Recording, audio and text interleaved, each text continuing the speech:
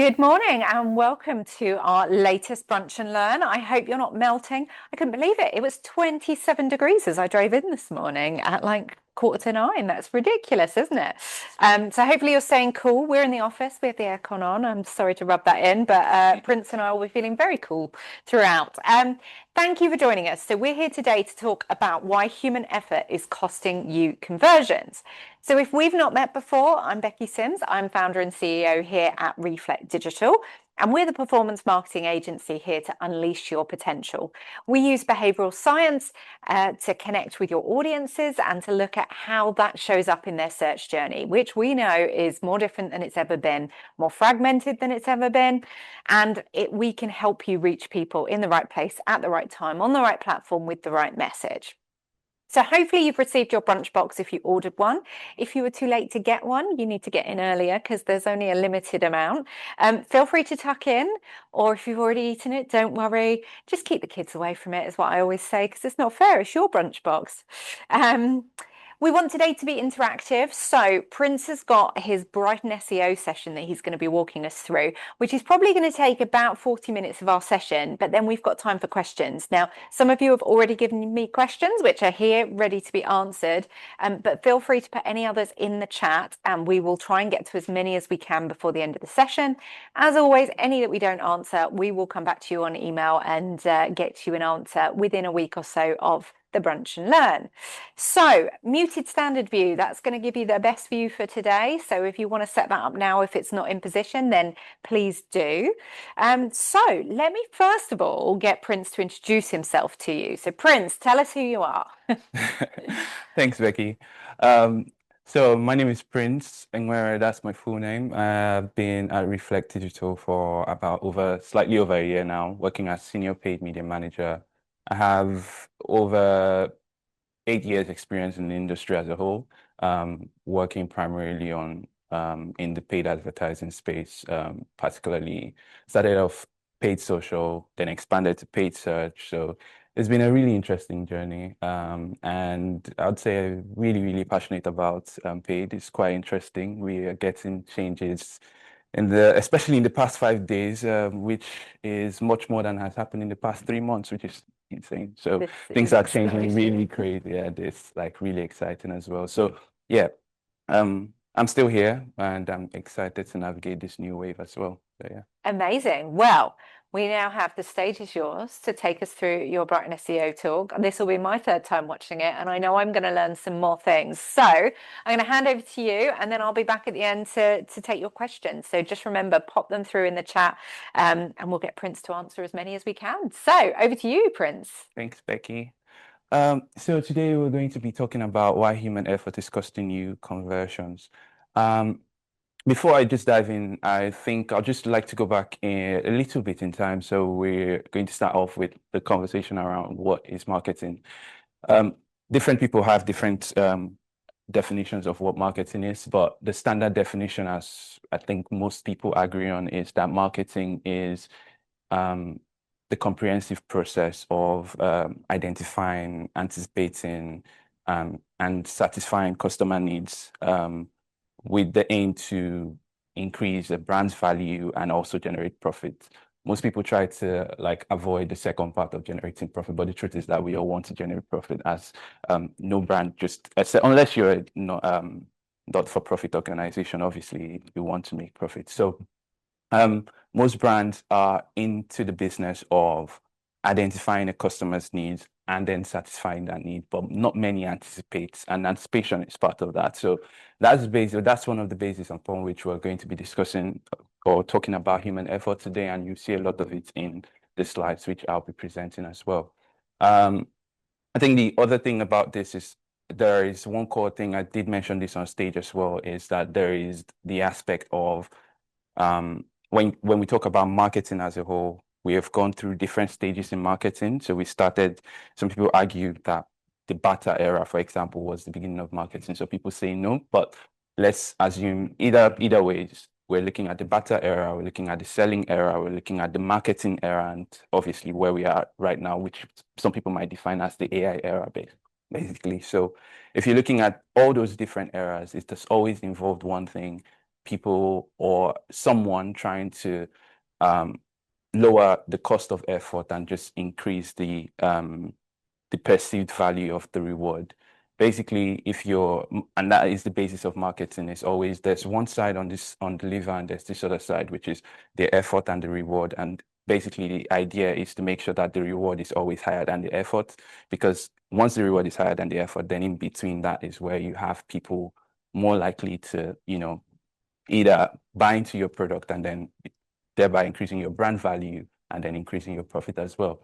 So that is sort of the main bit here, is that things will consistently change, but that aspect of cost, of effort and reward isn't ever going to change.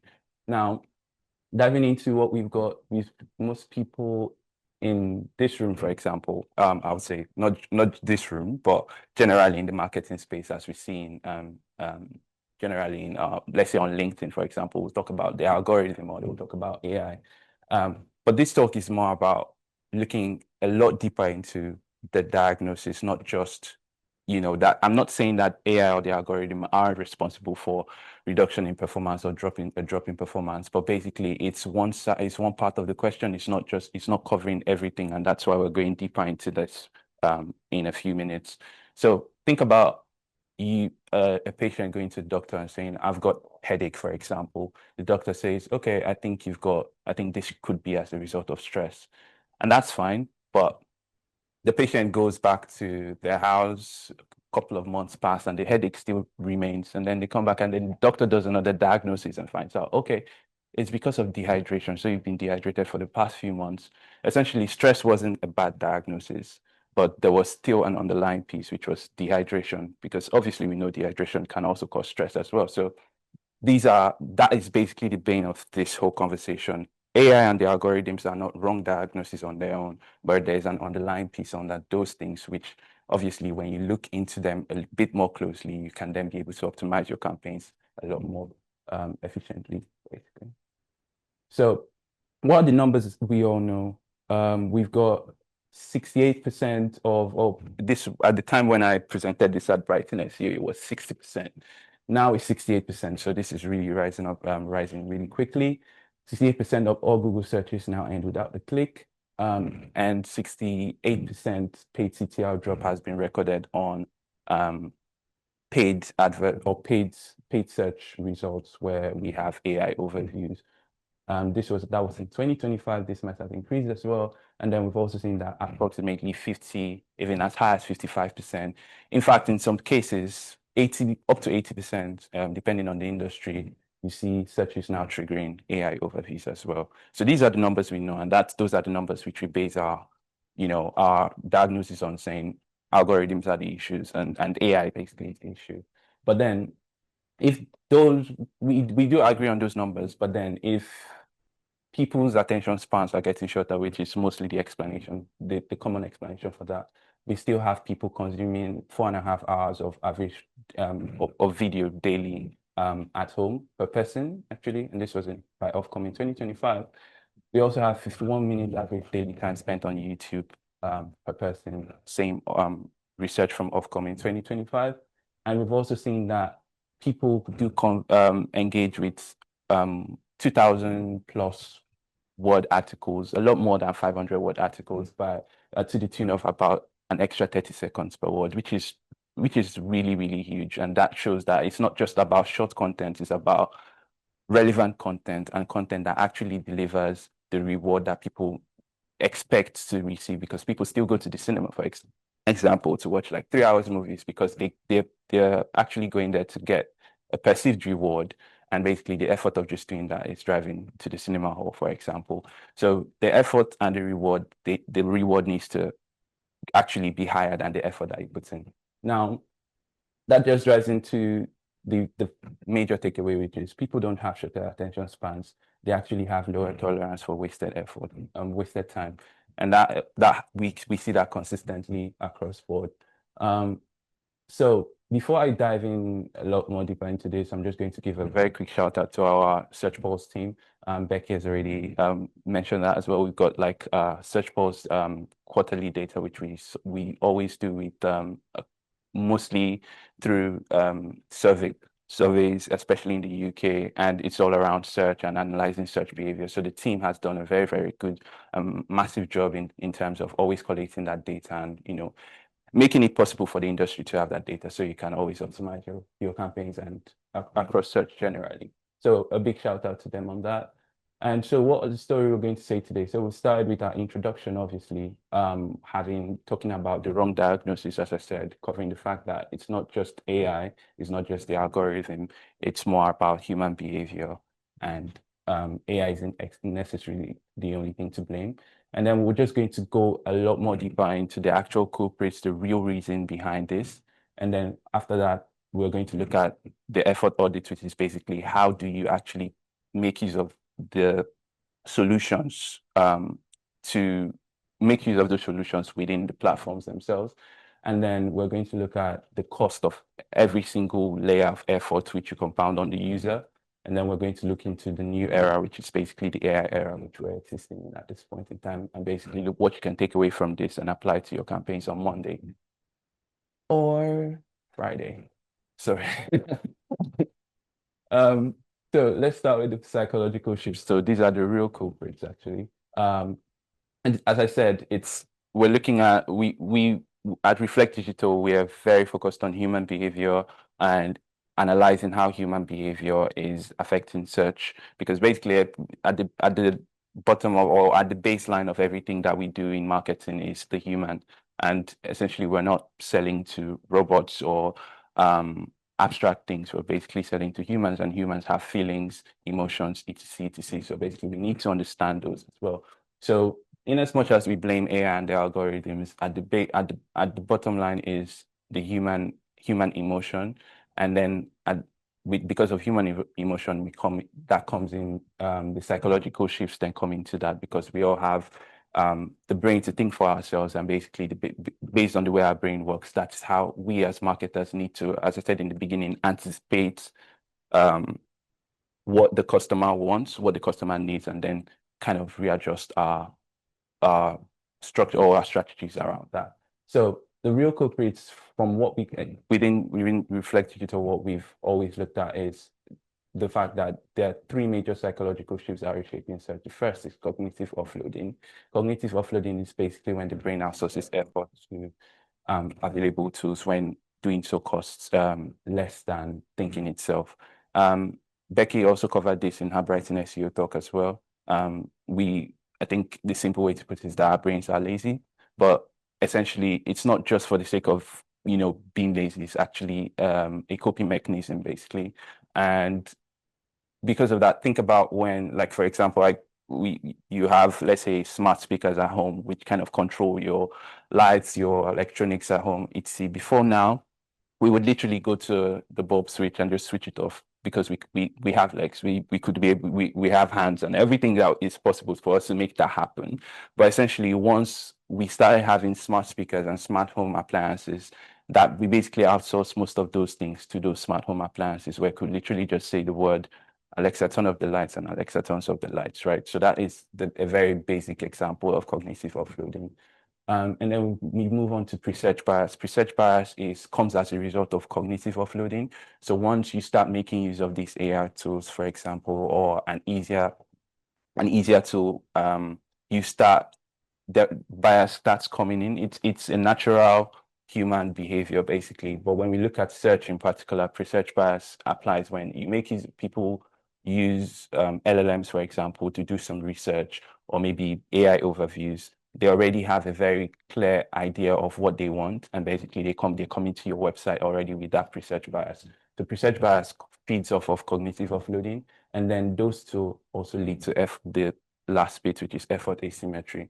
These three are all consistent things in human behavior. They haven't changed. They're always consistent, but they've always been part of human behavior. But the way they come out or the way they actually show up in real time has consistently changed. So they either increase or decrease. It always consistently changes in that aspect, but they are quite consistent in human behavior right from as old as time, basically. So effort asymmetry is leading from pre-search bias and cognitive offloading. It's basically the perceived cost of engaging your content versus the expected reward of doing so. this is the most important bit. And if you recall when I mentioned that marketing has always led with this, basically, the perceived cost of engaging with your content, there has to be a higher reward for that. And that's where effort asymmetry comes in. I'm going to be going into more detail in each of these in a few minutes. So we're going to start with cognitive offloading. So taking this or bringing it down solely to search, what this used to mean was people search, they see organic results, they click and read your page, and then they find the answer. But since AI overviews and LLMs have come into play, this has significantly changed, and we can all agree that people search, they see AI answers, and their cognitive load drops, and basically the click becomes optional. They can basically live without clicking on your website, and they've gotten what they need. So I mean that happens most of the time, which is why we're seeing an increase in zero click searches, and basically because they've already found the answer anyway. So there's a big difference in that, and it's pretty much straightforward. So cognitive offloading is quick, is very, very straightforward. The only thing that also comes if we go a bit deeper into this is looking at the data as well. We're looking at in the US at the moment, US searches are ending with that 68% of US searches are ending without a click. In the EU, it's approximately 63%, and 65% plus of informational queries are now ending without a click. These are 20 more very recent data, 2026 data. Essentially, what's happening is because as a result of this data, it's very clear to see that most people would say zero click is an SEO problem. It's not really it is an SEO problem in some way, but the better diagnosis of this would be that it's a tolerance problem, because people are, as I said, cognitive offloading is coming into play, and people are outsourcing that effort to AI tools. Now, another piece of data from our search pulse data is showing that 58% of 25 to 34-year-olds in the UK at this point are currently regularly using ChatGPT. Google search usership has dropped 9%, but Gemini usership has increased 12%. So I also presented this data at brightonSEO. You can also see that it's still consistent, and basically we're seeing that drop in traditional search is, for Google particularly, you're seeing an uptick in AI usership as opposed to the traditional search. But essentially, you're seeing that Google is having a net positive anyway, because people are still outsourcing the search behavior to the use of these AI tools, basically. And essentially, we want to look at what that looks like, what that might look like in your accounts. This is a data from one of our clients, and this is 2024 data. You can see that as 2024, we had roughly about a few referrals coming from ChatGPT, Gemini, Perplexity, and the likes. But by the time you move on to 2025, that has increased like up to around, I think it increased to around 200%. So there was around a 200% uptick in referrals that were coming through ChatGPT and other LLM tools as well. So this is one way for you to also, I think most of us will agree, we can look into our accounts and we can also see this. It's pretty much straightforward. In 2026, this has also jumped again to around 200%. So we've consistently seen that change, or that increase in referrals from LLMs as well. So it might be, it would be one to also kind of look at in your GA4 data, just to kind of see if that pattern is also consistent as well for your clients. Now, the second part is pre-search bias. So pre-search bias comes in two ways. So the old model was that search was exploration and preceding awareness. Your users came to discover options, compare, and validate. The ad was an introduction and confirmation. But now the new model shows that AI and peer assistants are basically preceding awareness, and search is validation, not discovery. And the ad is basically a confirmation to the user, not an introduction as it used to be. So people are already coming with that idea of your brand already forming, or even your competitor as well. And as a result, your search results, be it organic or paid, need to have more confirmation. I need to act as more confirmation than discovery, basically. So this is more of a reaction to the pre-search bias, which I'll be covering in a few more minutes. But essentially, this is the general effect of pre-search bias at the top level. So how does preceding awareness work? Basically, we're looking at we have a few some data from ERPS, which came out. The research came out earlier this year. And we found that 89.6 of prompts triggered two or more subqueries. 1 in 3 cited URLs were actually surfaced from fan out queries, and there were more citations for pages that rank #1 on Google. So essentially, we're still seeing that, for example, if when these AI overviews present results, they present results in a very holistic way. And if you look at that data, you can see that first off, it doesn't just answer the query which it was asked. It goes as far as asking extra questions and then giving a very holistic answer to the user. And then as well as that, it also layers that with trust, where you're seeing 3.5 more citations coming from pages that rank #1 on Google. So basically, the user has, in a way, even though they might not trust the 100%, but they have reason to. And basically with that, that's how preceding awareness works, because then the user, to some extent, is least effort, and then to some extent, they're also getting a result that they can trust, at least to some extent. So that is sort of the way preceding awareness works, and that's how pre-search bias is also comes as a result of that. So what this might look like in your account is within our accounts, for example, our 2025 data shows that most of our first early touch points and mid touch points were from organic search, and the last late touch points were mostly direct. This is for one of our clients. But in 2026, this changed drastically. Most of our early touch points and mid touch points were coming from our paid search. So cross network is mostly PMAX, which is still sort of paid search in some way. And then our late touch points were predominantly paid search.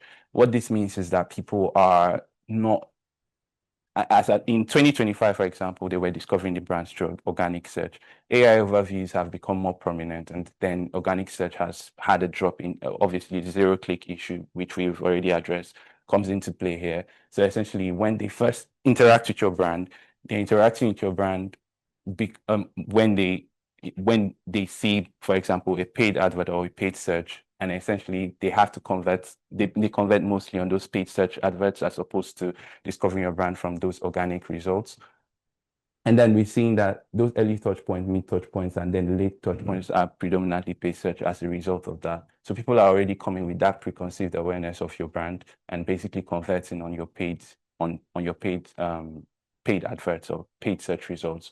Now, the thing about that means that your paid search results need to work a lot harder. They need to speak to what the user already knows, as opposed to just doing a brand, like a basic brand awareness. So you need to be a lot more resolute and a lot more intentional about your paid search campaigns. This is basically what the data is showing us at the moment. And so what we are also seeing that lastly, before we go into the last psychological shift, which is effort asymmetry, that 35% of users do not trust the AI answers, 60% of users trust Perplexity, and 70% of users still use ChatGPT over Perplexity. The thing about this, and it's is an interesting stat for us, is because if people would normally translate that, if people trust the brand more, trust an AI, an LLM more, they are more likely to use that LLM compared to one which they do not trust as much. But people might not necessarily trust ChatGPT as much as Perplexity, but they're still going to use ChatGPT anyway. The reason being that ChatGPT, first of all, the first mover effect is always there. But then the first mover effect also means that it also presents a lower effort for them in terms of people might not be willing to make that move in terms of transferring their data to Perplexity just because Perplexity is a lot more trustworthy in quotes. I mean, that is what we would imagine it to be, but essentially what this data might suggest to us is that trust is one aspect of it, but then effort might be a lot more in terms of getting people to make that first move in some way. And so if this is being applied to AI in terms of AI usership, imagine what it's also doing to your landing page, which just leads us nicely into effort asymmetry. You need to make sure that at the very least effort is being reduced to a reasonable level, and then you can build trust along the way, as opposed to focusing more on trust at the first hurdle and then maybe, yeah, and having less focus on efforts is basically this is basically my takeaway from this data, essentially. But there are different ways to interpret it anyways. So effort asymmetry is, as I said, it's the way in which most advertisers try to make sure that you need to make sure that you're reducing the effort that it takes in order for people to get to understand your content or to consume your content, because the more you put those hurdles in the way and the more you make it difficult for people to understand your content, the more it compounds and the more people fall off. So take, for example, you have this mostly happens on your landing page, but it can also happen on the ad level, on the click level, and even in your forms as well. But let's take a landing page for example. You have a slow load, so basically patience drops. The next thing first thing people see is your headline. If you have a very vague headline, intent goes unmet, and still people don't know if this landing page basically answers their question. And then you've got a vague CTA, which doesn't, for example, learn more CTA, which maybe they're expecting to see a buy now CTA or maybe a get code CTA, and then they're seeing learn more. It kind of makes them to feel like, am I really in the right place? So their momentum breaks and the next step feels unclear. And then obviously people also want an answer. Let's say, for example, you're getting to a page where that they're expecting a price, for example, and they don't get to see it. That expectation also kind of causes a break in momentum as well. So effort asymmetry compounds, but if you flip it on its head, it also kind of converges. So let's say you have an instant load, a page that loads really fast. That means that the reward is most likely to arrive as soon as possible. So the user is already anticipating the reward. A clear headline means that clarity lands faster. So basically they're able to see what they want to see in real time. Clear CTA just also means that, momentum moves even further, because if they see, for example, they're expecting to buy a product and they're seeing buy now, for example, instead of learn more, they're quite convinced that they are in the right place. And then that moves on to visible price, where their trust builds faster, etc. So we've kind of tested this in our campaigns, and we can see we've tested a 5-field form versus a 9-field form for one of our clients. And it's quite evident here that you can see there's a big difference in the cost per application for a 5-field form as opposed to a 9-field form. And there's also a big difference in drops for both forms. So for a 5-field form, we're seeing a conversion rate drop of approximately 48.6%. That's for each of the fields. By the time they got to the fifth form, we had seen a 48% drop. But for a 9-field form, that almost doubled, where we're seeing an 87.2% drop. So for every extra field which you add, every extra effort you require your user to take, then that means that actually compounds, and basically that increases the possibility of them dropping off and not signing up, or maybe not making that purchase for the brand. We also have, this is going to be shared in the deck anyway. So this is just the field count versus submission rates data, which I've been able to pull together from a couple of brands which we work with who run lead gen form ads. So 3-field forms are 70% likely to get submitted. 5-field forms, 50%. It continues dropping all the way till you get 12 plus fields is about 5%. So the more you continue to add that layer of complexity to the process, the more likely people are to drop off. So what we covered in this section is that modern searchers want the shortest path to confidence. AI hasn't changed the human, it's exposed existing preferences for ease, speed, and clarity. And what looks like a media problem in a journey is almost always a friction problem. And in accounts, that friction shows up as a drop-off, hesitation, lower intent depth, and lost conversion momentum. So AI didn't really change human behavior. It revealed what people wanted once friction disappeared. So move on to what do we do? How do we address this decline in performance now that we've identified psychological shifts of cognitive offloading, pre-search bias, and effort asymmetry? So essentially, you need to ask, there are 4 stages in the process when someone engages with your advertising effort. So we're going to look at the ad, the click decision, your landing page, and the action which they need to take. So the question is, what does the user have to do next, and does it feel worth it? It still ties back into the first conversation which we had, where in marketing, it's always been the conversation of what's the what's the perceived reward and what's the effort that is required to get that reward. So the effort always needs to be lower than the reward. And that question needs to be asked, it needs to be asked at every single stage of the journey.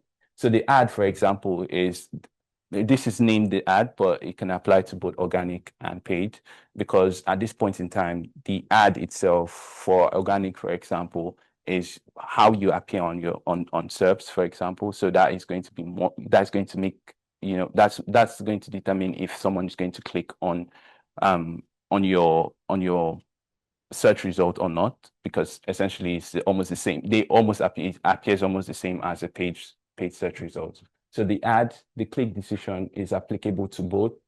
The landing page is applicable to both, and then the action as well. So the ad might be misleading in terms of, oh, is this paid or organic? But the truth is that 4 of them actually apply across both disciplines. So I'm going to combine the ad and the click decision. The ad and the click decision go hand in hand because they almost happen at the same time. So the ad basically, which is, as I said, the way you appear on search engine results page, is does my headline answer what people search for, or does it make them guess? And is the perceived reward of clicking higher than the perceived cost? These are the questions that you need to ask you need to use to audit your ad and your click decision as well. Because if the answer is, maybe, for example, the headline answer doesn't really answer what the user searched for, you're most likely going to lose that click from the user. So you need to audit your headlines and audit your click decision, like, for example, on the organic side, like a paid ad auction. And that will actually determine if someone is going to click to know more or not. Now, let's look at two ads, for example. These are a low effort ad and a high effort ad, for example. You're looking at a low effort ad on the left-hand side writes buy running shoes, size 10, free for 48-hour delivery. And then you have a discover our award-winning performance footwear collection. Now, the reason why one is a low effort ad and the other high effort ad is because one is answering a question or seems to answer a question that a user is most likely to have. So most people who want to buy running shoes, for example, want to know the size. They want to know if there's a free delivery, and they want to know how long that actually takes. Whereas a high effort ad, basically, for example, is going to just it's going to be brand proud, it's going to be vague. You're seeing discover our award-winning performance footwear, because nobody asks the question, nobody comes around, wakes up in the morning and wants to buy a shoe and is looking for an award-winning shoe. They're basically looking for running shoes with good size, and basically what's the delivery time for that. So your ad, be it organic or search, needs to read the query literally. It needs to, once again, anticipate what the user is, what the customer is most likely going to ask for. And based on that, that's basically going to be, that's what the definition of a low effort ad is, as opposed to a high effort ad. So we're going to look at this in terms of how it looks like within our campaigns. Within our accounts, we did test a high effort ad and a low effort ad, and we did see really good results with the low effort ad. I'll show a few examples. So as you can see, this is the low effort ad. We've got a couple of headlines here, just a screenshot of some of them, basically giving specificity in terms of reviews, how many plants are in stock, basically the free delivery details, etc, etc. These are very, very big details that most likely are going to answer the questions that a user might have in mind, as opposed to a high effort ad, which basically sort of really, as I said, brand proud, just talking more about what the, what the user would most not mean, like a nice to have, a nice to hear, but not really answering what the question that the user most likely has. So garden with ease, for example, that is good, but like everybody says garden with ease, for example. So it's much more generic, and obviously we saw better performance with the low effort ad. So that's just an example. And the same question, as I said, it applies to organic snippets as well. So as I said, the ad is not just on paid, it's also organic as well. I'm also going to cover why we need to also break down silos, the siloed teams as well, because you need to, as I said, because organic is really transforming a lot, we need to operate organic, almost as if it's a paid ad auction in some way. If you look at these two big brands, for example, you've got a headline of Nike Just Do It, Nike UK, Adidas official wear. I mean, it's really generic, but the truth is that they can afford to do that because they're big brands. People already know them. But essentially, as if you're working with a brand which isn't as big as Nike, it's quite important that you make sure that your organic snippet is working a lot harder. So I've given some examples here of an ad and a paid search ad and an organic search ad. Which ones would most likely pass for a low effort ad and which ones would pass for a high effort ad? So the ones on the left-hand side are high effort ads and the ones on the right-hand side are low effort ads. So if you have any of your paid ads looking like the ones on the left, I would urge that you consider rewriting them to look like the ones on the right. And these are in the slides, which will be shared anyway. Cool. And that leads us from the ads to the landing page. The landing page, you need to ask questions around.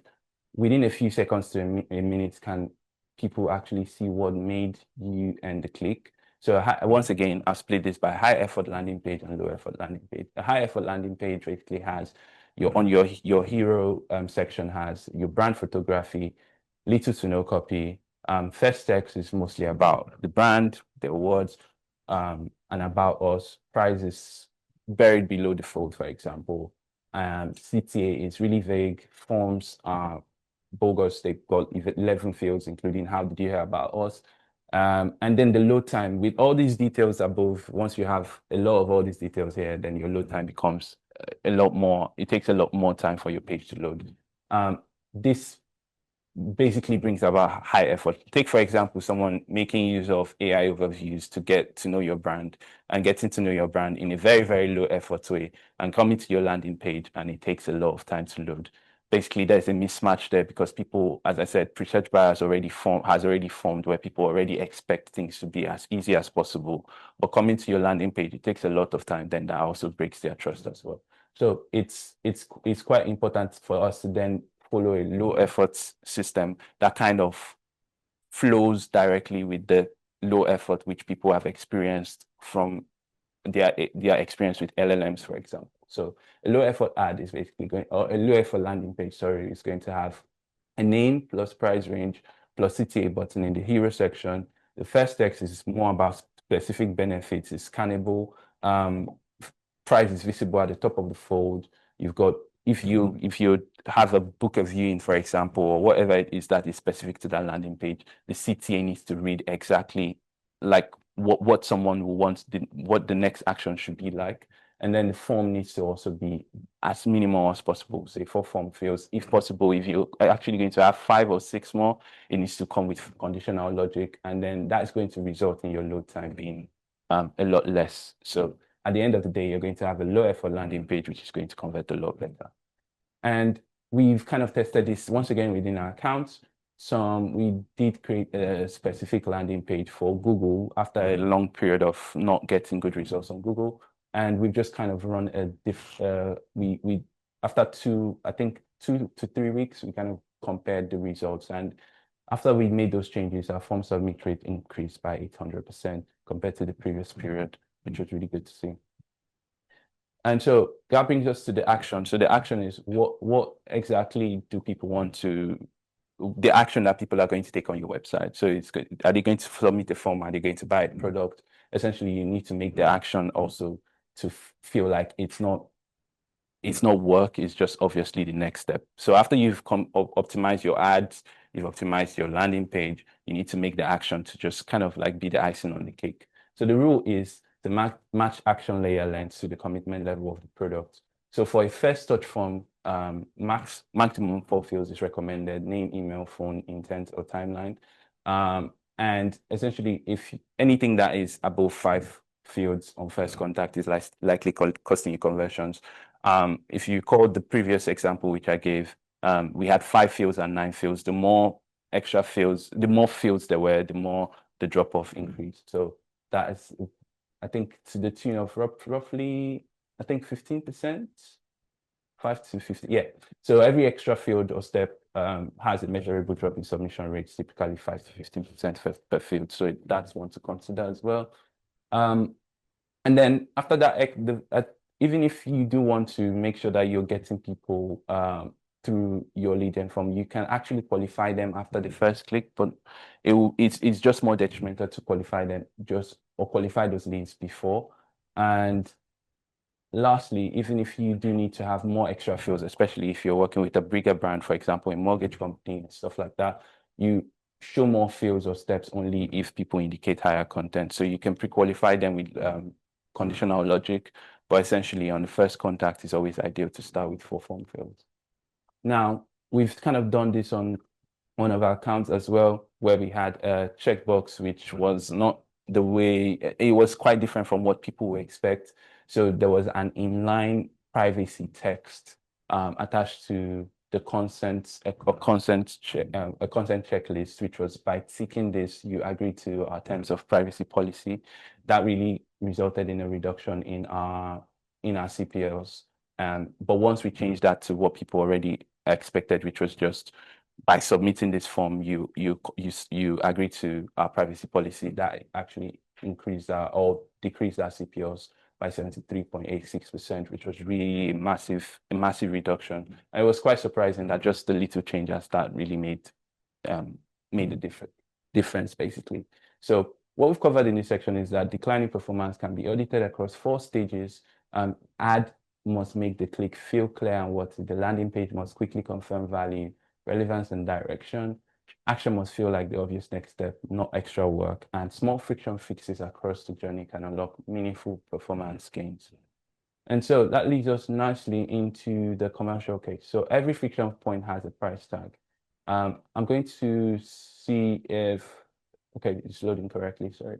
So let's just assume that you've got 10K of ad spend. And this is taking a paid search example. And you've got 1,000 people to reach, you've got 600 impressions. You're most likely going to get 600 impressions, 500 clicks, 400 landing page engagements, and 300 actions taken. So let's break that down a bit further. So between the ad and the click decision, you've got a couple of metrics which you can measure. So this is, if you want to quantify, and this is the effort audit in a bit more detail, if you want to quantify the effort that it takes for people to convert on your ad or your click or your landing page, there are a couple of metrics that you need to monitor.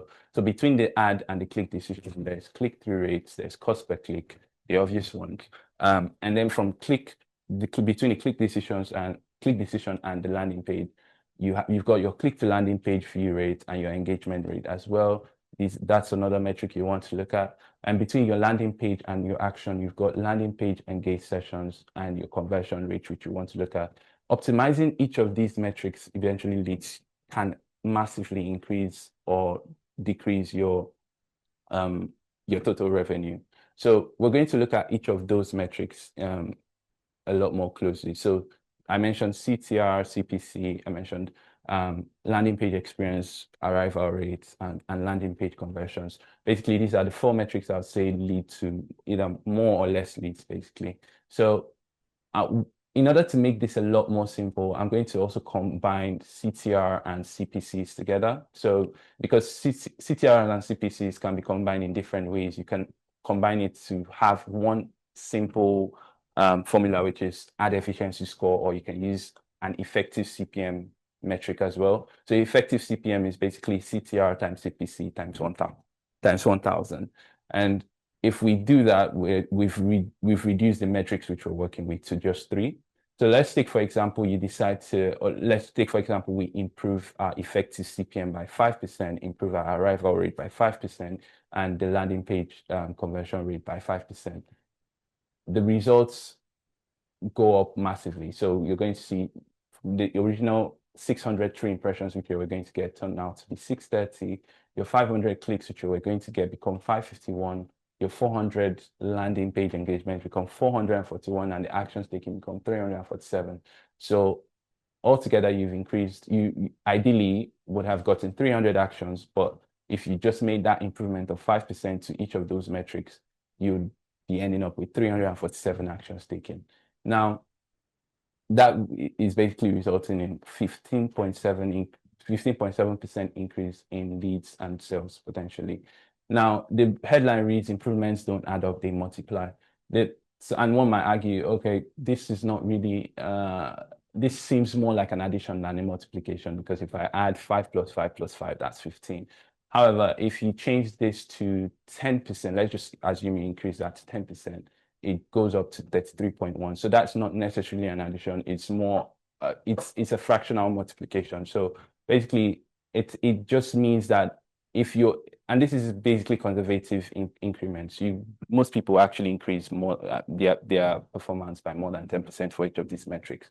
So even if you go as high as 30%, for example, that even increases your outcome a lot more. So it's very important to look at each of those metrics and look at each of them and figure out how best to improve each of them, at least to a certain extent, be it 5%, 10%, 20%, or whatever. Because once you identify, break them out into these silos and improve them individually, then you're more likely to see good results.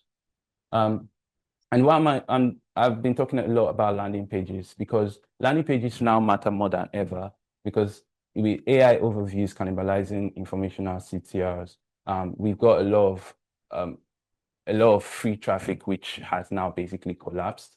And so as a result, budgets, as I mentioned, I also showed that most of our organic, in 2025, for example, on all of our campaigns, organic search was first touch point and mid touch point, but now paid searches are basically the first touch point, mid touch point, and last touch point. So basically budgets and everything is shifting more to the bottom of the funnel. That's a very clear indication of that. So as a result, CPCs are going to increase on commercial keywords, and there's a lot of competition at the bottom of funnel. So basically, your landing page is where the main battleground at the moment. It's where you have to convert the traffic which you're getting. So if you actually can't pay less, you have to convert more, is basically the story. And basically, your landing page has to work a lot harder to convert the traffic which you're already getting at the moment. So the last bit again is optimizations don't. So we've talked about optimizations and optimizing each of those metrics, improving your leads, reducing your CPLs. But there's the other part, like that most people don't always talk about, is the fact that optimizations don't just lower CPLs, they also free up budget for testing. So if you've got lower CPLs, then you've got more leads on the same budget, and you've got more revenue, and basically you've got more budget to play around with, so that you can either do more budgets to test for smarter investment. So there's a consistent room for testing once you're able to make those improvements consistently over time. So efficiency, just the other aspect of having those efficiencies is that it creates reinvestment for your campaigns as well. So what we've covered is the most expensive thing in paid media isn't just your CPC, it's paying for traffic you haven't made easy enough to convert. So in this section, we've covered every friction point has a price tag. When all leakage shows up in the loss progression and loss revenue, improvements across the journey do not add up, they multiply. Better efficiencies lower CPLs and frees up budget for reinvestment. And the most expensive traffic is the traffic you've not made easy enough to convert. And down to the last section, which is the new done. So the AI era and what's next.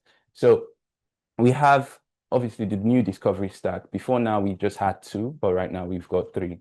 So we've got the index, which is the classic SEO and page. So this is where those mathematical maps already exist in AIs, in LLMs already sitting offline. And then once people go in and ask a question, retrieval starts, where final queries, citations, etc, etc.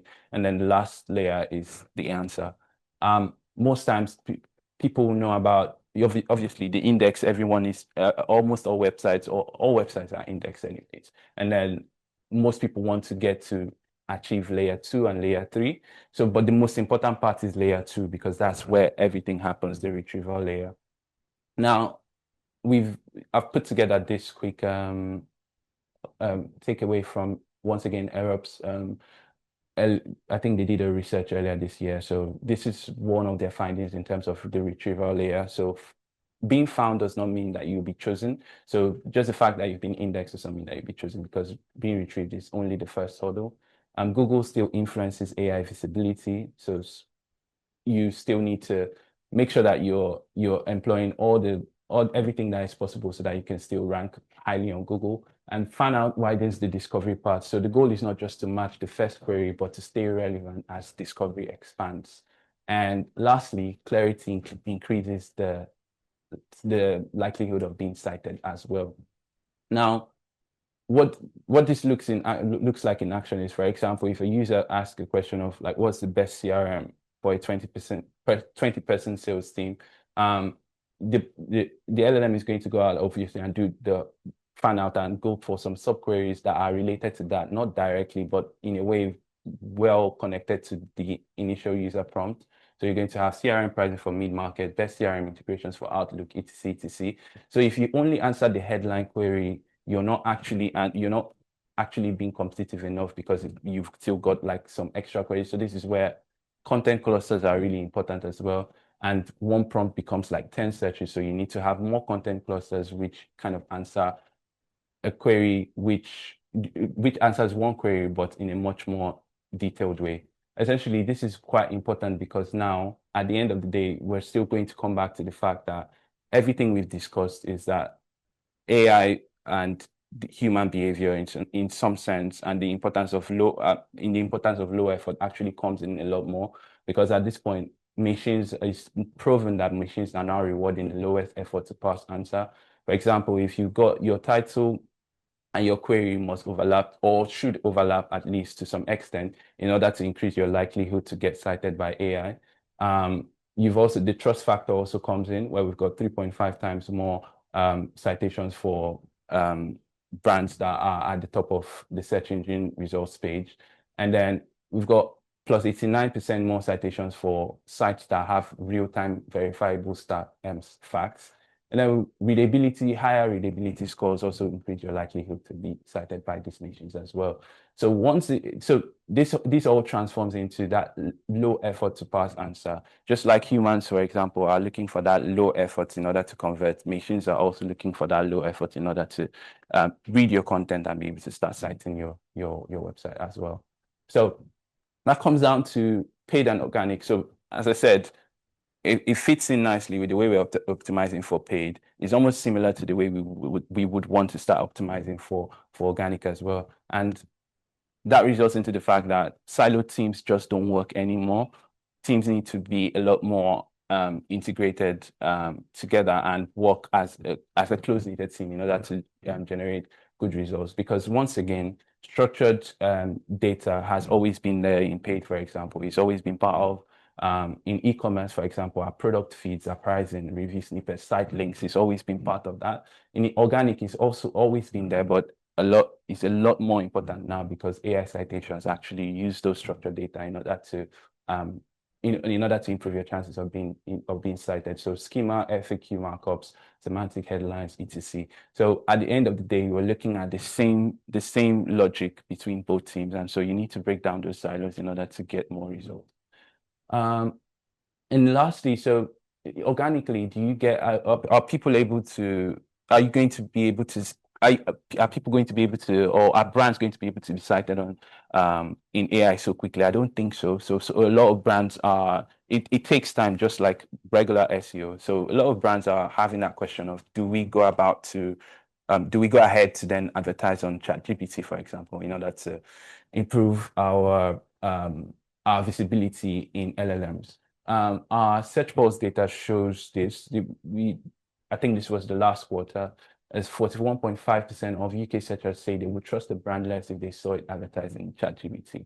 Now, the takeaway from this basically is that before you buy your way into AI answers and essentially try to increase your visibility through that, it might be worth asking like what showing up there does to your brand. I would recommend though that on the organic side of things, it's quite important to maximize your reach on there and to optimize your structure your content, do the hard work, and make sure that you are appearing or being in that retrieval layer and being cited by LLMs much more frequently before exploring those being advertisements or paid advertisements on these LLMs as well. It's still not a bad idea. I think ChatGPT at the moment is rolling out a lot more interesting content, but at the end of the day, it's still quite important for you to organically look at improving your optimizations on there as well. So now this is one of the key takeaways from search engine land in terms of how, even if you do have to run adverts on or paid adverts on ChatGPT, what you need to do. So clarity, once again, is still beating creativity. Context beats generic messaging, specific value beats vague claims, and low friction offers reduce resistance. So once again, it's still the same story we've been talking about, the low effort audits and everything around low effort being applied to not just organic, but the paid side of LLMs as well. So the key takeaway here is that the effort principles that we apply to that I've already discussed about human behavior is also applying to also applies to machine level as well. So be the lowest effort answer to a specific question. Research bias is also applying to AI to effort asymmetry networks at brand level, and structured data is in new SEO. So all these things we can see that they kind of overlap, even not just on the human level, but also on the machine level as well. So you don't just optimize for the click, you optimize for the cost of the thought that leads to it. Once again, anticipation.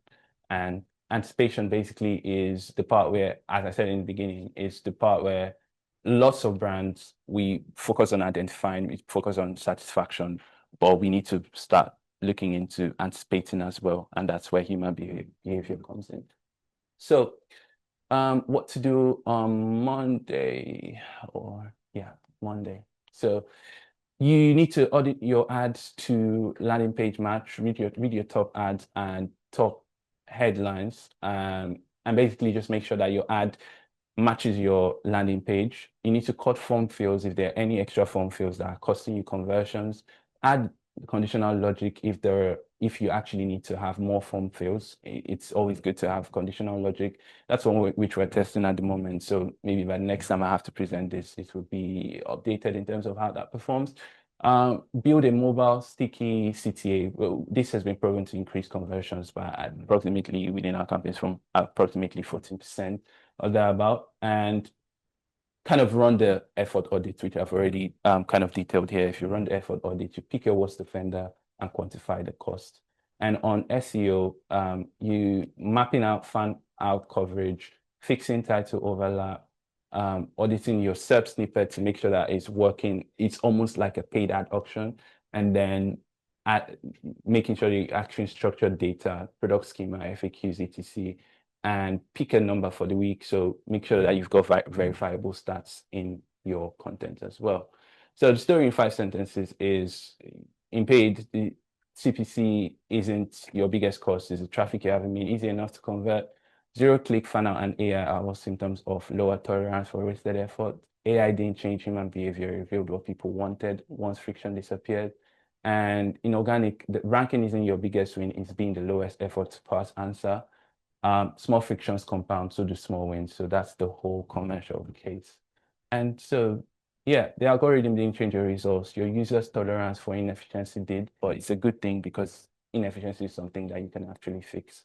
And so that brings me to the end. Amazing, Prince. Thank you so much. That was brilliant. There was so much in there. Like, I've learned, and as I say, that was my 3rd time round and I've taken more from it. So that is all we have time for. I know some of you are probably going to be hopping to other meetings now. We are popping in the chat a link to the survey, but we will also send that to you in the follow-up form. But we would love your feedback. It is so important to us that we get your feedback to make sure these sessions are what you want to hear, what you want to learn from. We didn't get to your questions, but I do think Prince answered a lot of them through the content. But as I say, we will send you a follow-up and answer your questions. So if there are any others, still pop them in the chat or drop us an email afterwards. On screen, you can see you can get early access to Search Pulse Q2 before anyone else. We are about to launch, so now's the time to get your name on that list. We also have our next Search Pulse Brunch and Learn coming up in August, so keep your eyes peeled for an invite for that, where we'll be unpacking all of the data, and there's some really interesting new insights coming out in that report. Thank you for joining us. Please stay cool, and we will see you at a future Search Pulse. And a massive thank you again to Prince.